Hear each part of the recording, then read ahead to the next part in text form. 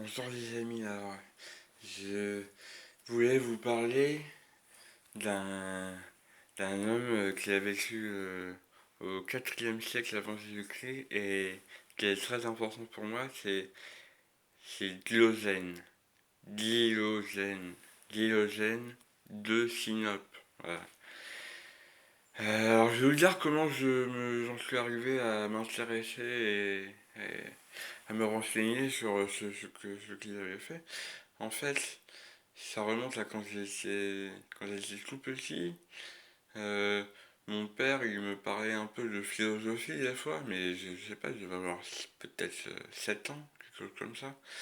Et je me rappelle qu'il m'avait parlé d'un philosophe qui vivait dans un tonneau et qui avait dit au roi du monde de l'époque, qui était venu voir en lui demandant ce qu'il voulait, il lui avait dit de bouger de devant son soleil. Enfin bon, ça c'est une anecdote il y en a pas mal qui connaissent. Donc du coup, moi je m'en étais rappelé, moi. Bizarrement, j'ai une mémoire très très très sélective. Et des fois pour les choses, j'ai pas de mémoire. Et puis les choses, je vais retenir ça des années et des années. C'est bizarre, bon, c'est comme ça. Et du coup, euh, bon, j'ai eu un parcours un peu chaotique dans ma vie qui n'était pas exactement celui que mon père attendait, justement. Bon. Euh, Toujours est-il que il y a 2 ans, bientôt 3 ans, euh, mon grand-père est décédé, le père de mon père est décédé, et moi je l'aimais beaucoup. J'allais souvent le voir. Euh, Pas tous les jours, mais très souvent. J'allais très souvent le voir, j'aimais bien passer du temps avec lui. Bon, il est mort à 95 ans, je pense qu'il a eu une belle vie, il a jamais été malade, que je sache. Bon voilà, c'est la vie. Toujours est-il que il a eu pas mal d'émotions, parce que mon père il a 5 frères.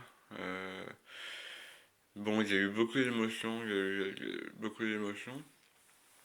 Et du coup, on a discuté des choses sur lesquelles on n'était pas d'accord. Je sais pas, ça faisait longtemps, comme je vous l'ai dit.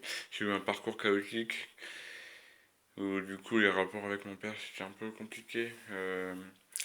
Et là, à ce moment-là, on a passé au moins 2 heures à discuter de qu'est-ce que j'aurais pu faire, qu'est-ce que...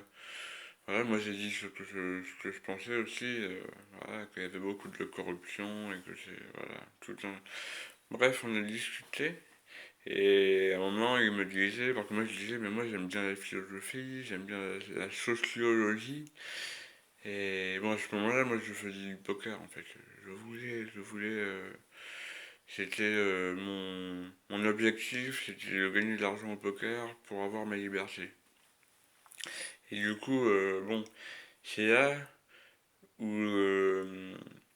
donc c'est en discussion avec mon père, après la mort de mon grand-père, que il m'a dit, mais tu aurais dû faire philosophe. Et du coup, il me disait ça parce que philosophe, j'aurais eu un salaire, voilà, j'aurais payé des impôts et j'aurais été dans le système.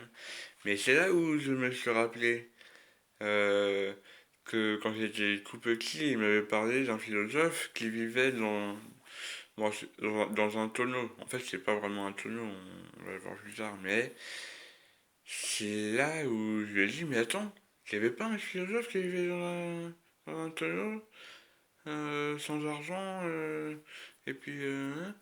Et lui, bon, il sait beaucoup de choses, mon père, hein. Bon, il a fait de longues études, il a eu une bonne place d'esclave dans la société,